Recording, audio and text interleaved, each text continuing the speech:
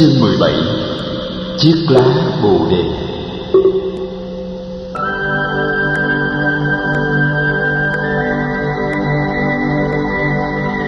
Ngồi dưới gốc cây bồ đề, Sa môn Cồ Đàm tập trung hết định lực và quán chiếu vào nội thân. Tinh lực của ông đầy dẫy và niệm lực của ông hùng hậu. Ông thấy cơ thể của ông như một dòng sông đang trôi chảy bất tuyệt, và những tế bào trong cơ thể là những giọt nước xô đẩy nhau trên dòng sinh khởi, trưởng thành và biến diệt.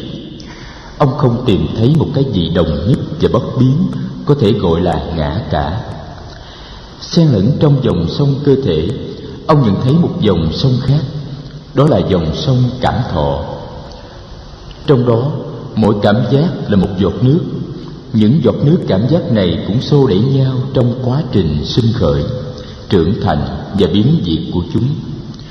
Có những cảm giác dễ chịu, có những cảm giác khó chịu, có những cảm giác không dễ chịu cũng không khó chịu. Tự thân của những cảm giác cũng vô thường và luôn luôn sinh diệt, giống như tự thân của các tế bào trong cơ thể. Với định lực vững chắc, Sa môn Cồ Đàm khám phá ra dòng sông tri giác đang trôi chảy len lỏi giữa các dòng sông cơ thể và dòng sông cảm giác. Những giọt nước trong dòng sông tri giác cũng xô đẩy nhau và ảnh hưởng lẫn nhau trên đà sinh trưởng và hoại diệt của chúng. Thế giới là thế giới của tri giác. Tri giác chính xác thì thực tại hiển lộ, tri giác sai lầm thì thực tại chìm lặng. Tri giác sai lầm làm phát sinh bao nhiêu cảm giác khổ đau trong dòng sông cảm thọ. Con người sở dĩ lặn hợp trong khổ đau là vì nhận thức sai lầm của mình. Vô thường thì cho là thường, vô ngã thì cho là ngã, không sinh diệt thì cho là có sinh diệt, cùng chung một tự tính mà lại cho là riêng lẻ tách biệt. Sa môn Cồ Đàm quán chiếu những hiện tượng tâm lý thường được xem là nguồn gốc của các cảm thọ khổ đau, những tâm lý sợ hãi, giận dữ, căm thù, kiêu mạn, ganh ghét, tham đắm và u mê. Chánh niệm thường tỏa nơi ông như một mặt trời. Đem mặt trời chánh niệm ấy soi vào lòng của các hiện tượng tâm lý kia, ông thấy rằng bản chất của chúng đều là sự u mê. Tên nó là vô minh, tên nó là mờ ám, tên nó là sự thiếu sáng suốt. Chìa khóa của giải thoát vì vậy là sự đập tan u mê, mà thể nhập vào lòng của thực tại để có một cái biết trực tiếp và chân thực về thực tại. Cái biết này không phải là cái biết của tri thức suy luận. Cái biết này phải là cái biết trực tiếp của kinh nghiệm, của thực chứng. Ngày xưa, Tất Đạt Đa đã tìm đủ cách để chế ngự sợ hãi, chế ngự giận dữ, chế ngự tham đắm. Nhưng những phương cách ấy không có hiệu quả, vì chúng chỉ là sự đè nén và đàn áp. Ngày nay, Tất Đạt Đa biết được bản chất của chúng là u mê.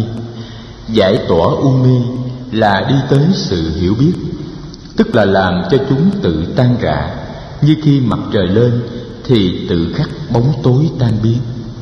Sự hiểu biết này là kết quả của công trình quán chiếu.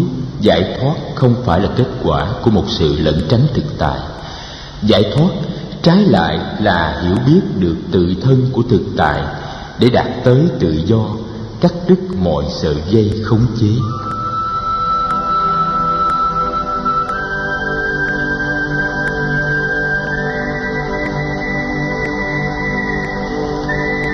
Sa môn Cồ Đàm mỉm cười.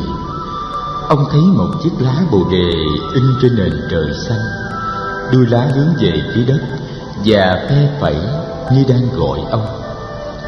Chiếc lá này là một thực tại mầu nhiệm. Nhìn chiếc lá, ông thấy mặt trời và trăng sao. Nếu không có mặt trời, nếu không có ánh sáng và sức nóng, chiếc lá không thể nào có mặt. Cái này có vì cái kia. Ông lại thấy một đám mây bay lơ lửng trong lòng chiếc lá. Nếu không có đám mây thì không có mưa. Và nếu không có mưa thì không làm gì có chiếc lá. Ông thấy đại địa, ông thấy thời gian, ông thấy không gian, ông thấy tâm thức. Tất cả đều đang có mặt trong chiếc lá. Vũ trụ có mặt trong chiếc lá, và với chiếc lá, địa, thủy, hỏa, phong, không, thời, phương, thức, tất cả đều có mặt với chiếc lá trong giờ phút này. Cái này có thì cái kia có. Và ông thấy thực tại của chiếc lá cũng mầu nhiệm như thực tại của bản thân ông. Thực tại của chiếc lá cùng thực tại của bản thân ông là một. Chiếc lá dường như chỉ mới có mặt từ đầu mùa xuân năm nay, nhưng thật ra chiếc lá đã có mặt không biết từ bao giờ. Trong ánh nắng đã có sẵn chiếc lá, trong đám mây bay đã có sẵn chiếc lá, trong cây đã có sẵn chiếc lá, và trong tất đạc đa đã có sẵn chiếc lá. Chiếc lá thực ra chưa bao giờ sinh, chiếc lá chỉ được biểu hiện ra mà thôi. Sa môn Tất Đạt Đa cũng chưa bao giờ từng sinh, Sa môn Tất Đạt Đa cũng chỉ được biểu hiện. Những ý niệm sinh diệt và còn mất là những ý niệm phát xuất từ nhận thức sai lầm, từ vô minh. Tự thân của chiếc lá Bồ Đề cũng như tự thân của Sa môn Cồ Đàm chưa từng bao giờ sinh diệt. Sự có mặt của một hiện tượng kéo theo sự có mặt của tất cả mọi hiện tượng trong vũ trụ. Cái một bao hàm cái tất cả, và cái tất cả được có mặt trong cái một. Chiếc lá không có một cá thể biệt lập, không có một cái ngã thường tại bất biến. Sa môn Cồ Đàm cũng vậy. Ông không thể có mặt biệt lập với vũ trụ và vạn hữu. Ông không có một cái ngã thường tại bất biến, thấy được tính cách trùng trùng duyên khởi của vạn hữu, cũng là đồng thời chứng nghiệm được sâu xa tính cách vô ngã của vạn hữu. Và vì vậy, chìa khóa để mở cánh cửa giải thoát là nguyên lý vô ngã, nguyên lý duyên sinh.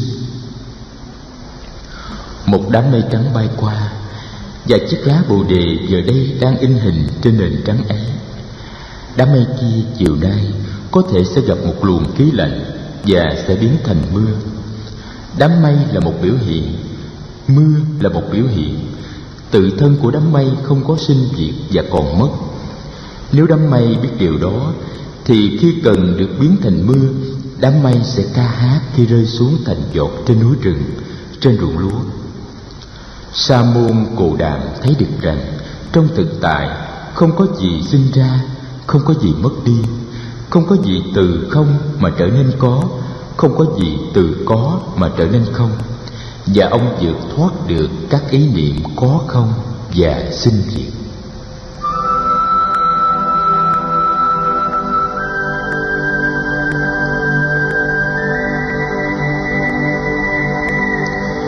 Sa môn Cồ Đàm lấy cái thấy này và soi chiếu lại vào những dòng sông cơ thể, cảm thọ, tri giác, tâm tư và nhận thức của con người. Ông thấy hầu hết những khổ đau của con người đều được phát xuất từ nhận thức sai lầm của con người. Nếu con người thấy được tính cách vô thường, vô ngã của thực tại, thì con người giải thoát được khổ đau. Vô thường, vô ngã là điều kiện tất yếu của sự sống. Nếu không có vô thường và vô ngã thì không có biến chuyển sinh diệt. Vì vậy, không có gì có thể sinh trưởng và phát triển. Hạt lúa nếu không có vô thường và vô ngã thì không thể mọc thành cây lúa.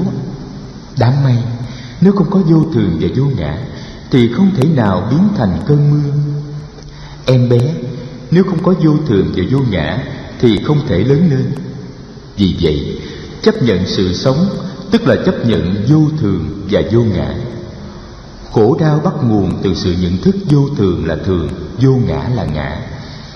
Chứng nhập được tự tánh vô thường và vô ngã của vạn hữu, tức là thoát ra được dòng khổ đau. Sa môn Cồ Đàm thấy rằng, một khi đã chứng nhập được tự tánh vô thường và vô ngã của vạn hữu, thì tự tánh không của vạn hữu cũng bắt đầu hiển lộ.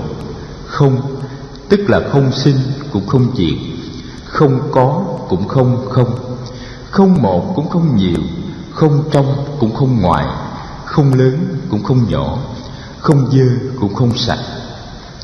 Tất cả những ý niệm về không và có, sinh và diệt, một và nhiều, trong và ngoài, lớn và nhỏ, dơ và sạch, đều do những khuôn khổ hẹp hòi của tri giác tạo nên.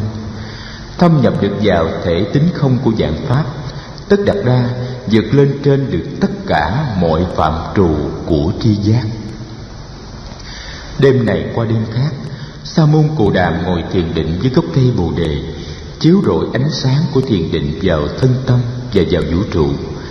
5 người bạn đồng tu của ông đã bỏ ông lâu rồi.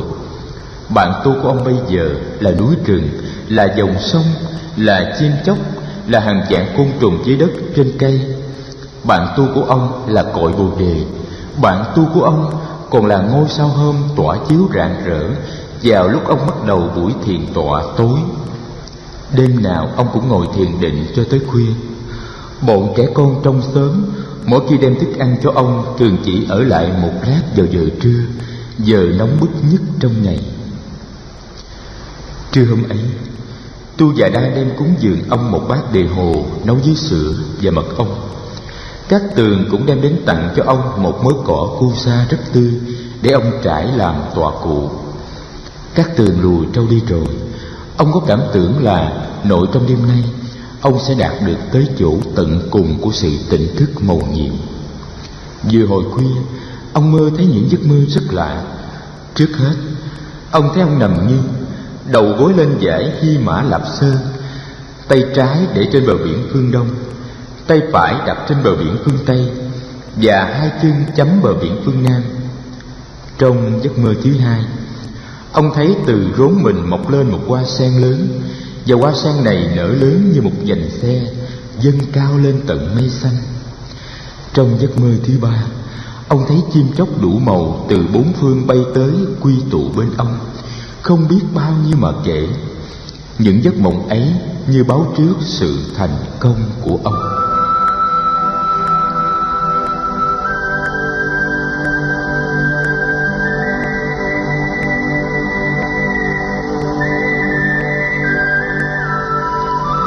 Chiều hôm ấy, Sa môn Cù Đàm đi thiền hành bên bờ sông, lội xuống sông tắm gội, rồi lại lên bờ sông đi thiền hành.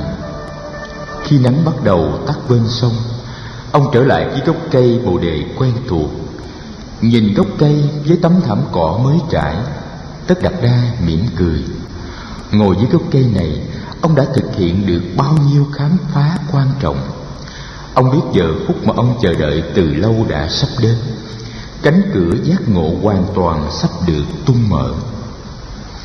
Khoan thai, Tất Đạt Đa ngồi xuống và điều chỉnh thế ngồi trong tư thế hoa sen.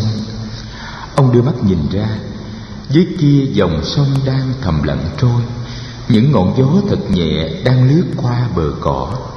Rừng chiều vắng lặng nhưng sống động. Xung quanh ông có tiếng rì rào của muôn loại côn trùng. Ông nhiếp tâm theo dõi hơi thở và khép nhẹ đôi mi. Sau hôm chắc đã lên rồi.